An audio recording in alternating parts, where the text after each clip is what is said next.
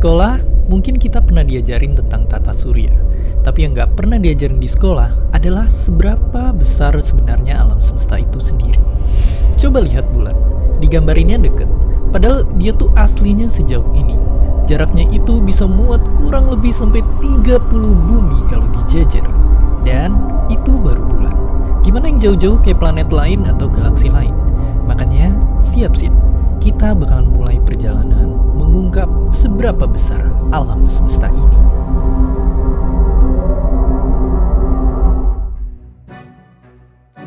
Ayo kita mulai dari diri kita sendiri, manusia. Dibandingkan dengan bumi, manusia itu kecil banget. Andaikan manusia itu sekecil semut, bumi itu panjangnya lebih dari 127.000 lapangan sepak bola kalau dijejer. Ya, bumi itu gede banget. Tapi tentunya belum apa-apa jika dibandingkan dengan jarak ke bulan. Kita akan butuh 3,8 juta lapangan sepak bola. Dan kalau kita naik mobil ke sana dengan kecepatan lewat jalan tol, kita baru bakal nyampe hampir setengah tahun kemudian. Lalu bagaimana dengan Mars? Banyak orang-orang hebat dan kaya merencanakan untuk pergi ke sana. Balik lagi, jika kita semut, jarak ke Mars itu akan sepanjang 2,2 miliar lapangan sepak bola.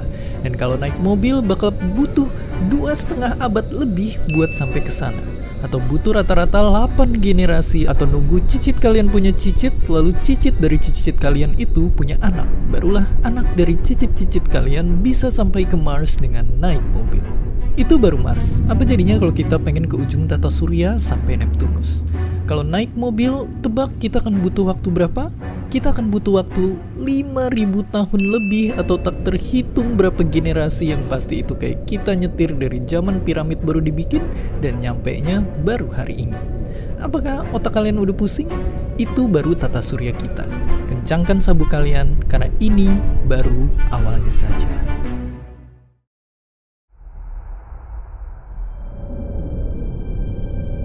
Menembus keluar dari tata surya kita, yang mengejutkan adalah kita akan bertemu dengan pesawat antariksa Voyager, objek manusia paling jauh yang saat ini ada di luar angkasa. Voyager baru bisa dicapai 23.000 tahun dengan mobil, dan Voyager melaju begitu cepat, yaitu 61.500 km per jam, atau kecepatannya Voyager itu 192 kali lebih cepat dari mobil Ferrari. Dari sudut pandang Voyager, matahari udah terlihat cuma kayak setitik bintang di angkasa. Tapi meskipun setitik, kekuatan matahari masih bisa menarik jutaan komet dan benda langit lainnya untuk membentuk wilayah yang dinamakan Earth Cloud. Dengan kecepatan Voyager yang gila, sejarahnya dia berhasil keluar dari tata surya kita dalam waktu 35 tahun. Tapi untuk Voyager bisa keluar dari Earth Cloud ini, dia butuh waktu sekitar 30.000 tahun. Namun, Earth Cloud ternyata hanyalah satu bagian dari wilayah yang bernama Local Interstellar Cloud. Di sini kita udah nggak masuk akal pakai satuan kilometer karena udah gila banget.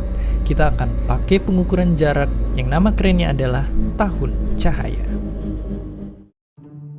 Buat bisa bayangin tahun cahaya itu kayak gimana, sekarang bayangin kayak gini. Kita sering banget banding-bandingin mobil tercepat di dunia. Mungkin nggak ada habisnya. Tapi pernah nggak kalian bayangin apa yang sebenarnya paling cepat di dunia ini? Kalau kalian kenal Albert Einstein, dia yang nemuin bahwa di dunia ini objek yang paling cepat itu sama sekali bukan mobil Ferrari, tapi sesuatu hal yang dekat dengan kita, cahaya. Nggak ada yang lebih cepat lagi dari cahaya. Tapi meskipun dengan kecepatan sekitar 1 miliar kilometer per jam aja, cahaya masih butuh waktu 4 tahun lebih buat nyampe di bintang paling terdekat kita, Alpha Centauri. Dan butuh waktu 30 tahun bagi objek tercepat di alam semesta ini untuk bisa nyampe dari ujung ke ujung. Dan pastinya nggak berhenti di situ. Kalau kita zoom out lagi, kita bisa ngelihat keseluruhan dari galaksi kita berada. Galaksi Bima Sakti atau Milky Way.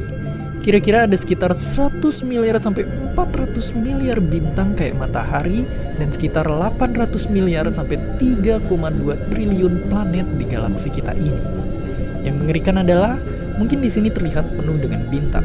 Namun tahukah kalian ada jutaan bahkan mungkin miliaran planet yang hidup di kegelapan. Planet tanpa bintang yang hanya mengambang di luar angkasa. Di dalamnya ada bumi kita, yang diterangi matahari kurang lebih di sebelah sini. Dan kira-kira dari bumi, bintang yang bisa kita lihat pakai mata telanjang itu cuma sebesar ini. Ya, jarak pandang kita cuma sebesar ini. Tapi, ayo menghela nafas, karena ternyata galaksi kita yang super raksasa dengan triliunan planet dan bintang hanyalah satu dari 54 galaksi berbeda yang ada di lokal group. Dan ayo sekali lagi menghela nafas, karena lokal group sendiri hanyalah bagian yang sangat mungil dari Virgo Supercluster. Di sini ada lebih dari 2000 galaksi kayak galaksi kita yang masing-masing ada isi bintang dan planetnya yang udah gak kehitung berapa triliun-triliun, yang pastinya angka nolnya udah ngalahin inflasi rupiah. Tapi selama kalian masih nonton video ini, jangan berhenti menghela nafas, karena Virgo Supercluster sendiri ternyata hanyalah bagian sangat kecil dari Laniakea Supercluster. Pada skala ini, tiap titik kecil yang kita lihat adalah galaksi. Ini adalah wilayah angkasa yang isinya ada lebih dari 100.000 galaksi kayak kita di dalamnya. Lalu apakah kita udah sampai akhir? Dan bisa ditebak jawabannya sama sekali enggak. Karena supercluster kita ini ternyata hanyalah bagian yang bukan lagi kecil, bukan lagi mungil, tapi benar-benar udah kayak debu di observable universe atau wilayah alam semesta yang bisa kita amati.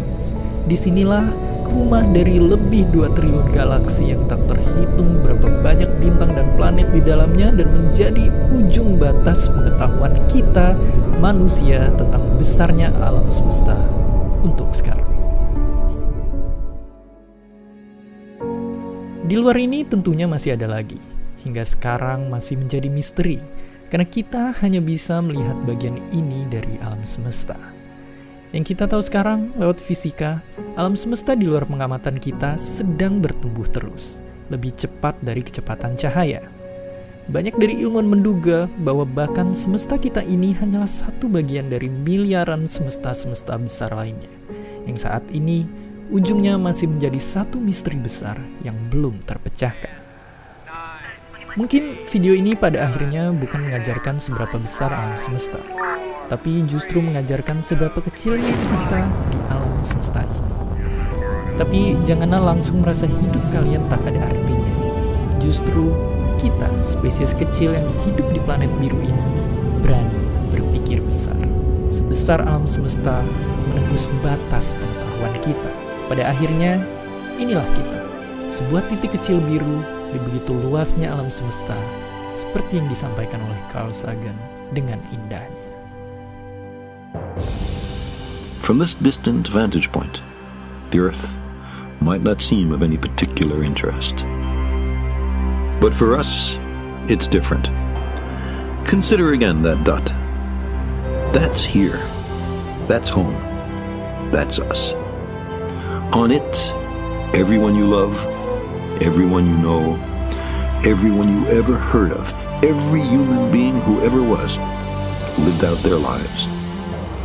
The aggregate of our joy and suffering, thousands of confident religions, ideologies, and economic doctrines, every hunter and forager, every hero and coward, every creator and destroyer of civilization, every king and peasant, every young couple in love, every mother and father, hopeful child, inventor and explorer, every teacher of morals, every corrupt politician, every superstar, every supreme leader, every saint and sinner in the history of our species lived there, on a mote of dust, suspended in a sunbeam.